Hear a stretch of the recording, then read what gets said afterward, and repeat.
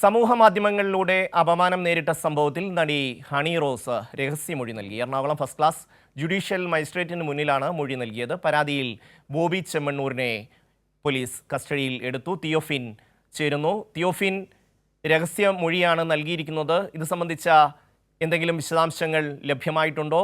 ഒപ്പം തന്നെ ബോബി ചെമ്മണ്ണൂരിനെ പോലീസ് എപ്പോഴേക്കും അവിടെ എത്തിക്കും?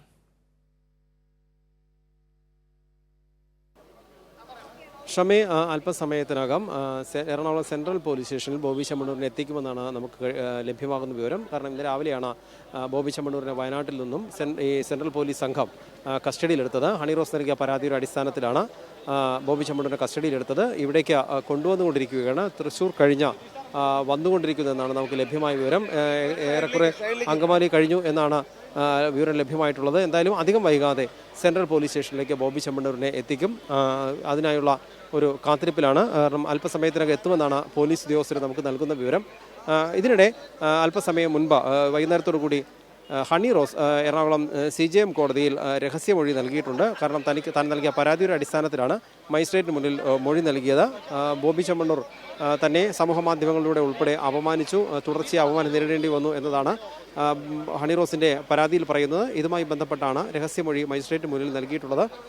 ബോബി ചെമ്മണ്ണൂരിനെ ഇവിടെ പോലീസ് സ്റ്റേഷനിലേക്ക് എത്തിച്ചു കഴിഞ്ഞാൽ ഇന്ന് തന്നെ ഒരുപക്ഷെ അറസ്റ്റ് രേഖപ്പെടുത്തിയേക്കുമെന്നും മജിസ്ട്രേറ്റ് മുന്നിൽ ഹാജരാക്കിയേക്കുമെന്നുമാണ് ലഭ്യമാകുന്ന വിവരം. എന്തായാലും കൂടുതൽ വിവരങ്ങൾ നമുക്ക് വൈകാതെ തന്നെ ലഭ്യമാകും. അല്പസമയത്തിനകം എത്തുമെന്നാണ് പ്രതീക്ഷിക്കുന്നത്. ഷമി, തിയോഫിൻ, ബോബി ചെമ്മണ്ണൂരിനെതിരെ ഏതൊക്കെ വകുപ്പുകളാണ് ചുമത്തിയിരിക്കുന്നത്?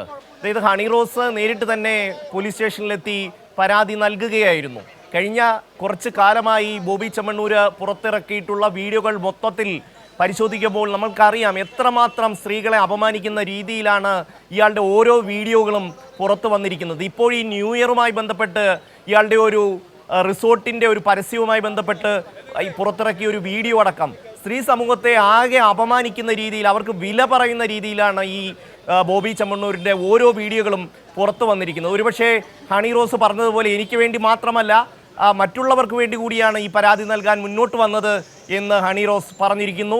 ഈ കേസിൻ്റെ വകുപ്പുകളെ സംബന്ധിച്ചുള്ള വിശദാംശങ്ങൾ എങ്ങനെയാണ്?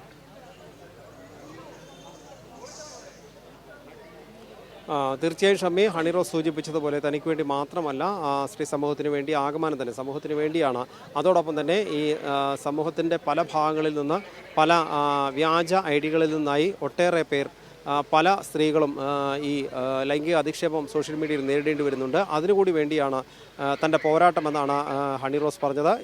ഇതുമായി ബന്ധപ്പെട്ട് ഇന്ന് ബോബി ചെമ്മണ്ണൂരിനെ കസ്റ്റഡിയിലെടുത്തത് കൊണ്ട് തന്നെ സർക്കാരിനും മുഖ്യമന്ത്രി പിണറായി വിജയനും നന്ദി അർപ്പിച്ചുകൊണ്ടുള്ള ഒരു ഇൻസ്റ്റാഗ്രാമിൽ ഒരു പോസ്റ്റ് ഹണി റോസിൻ്റേതായി വരികയും ചെയ്തു വൈകുന്നേരത്തോടു കൂടി. എന്തായാലും സർക്കാരിന് നൽകിയ പിന്തുണയ്ക്ക് നന്ദി പറയുന്നുണ്ട് ഹണി റോസും കുടുംബവും.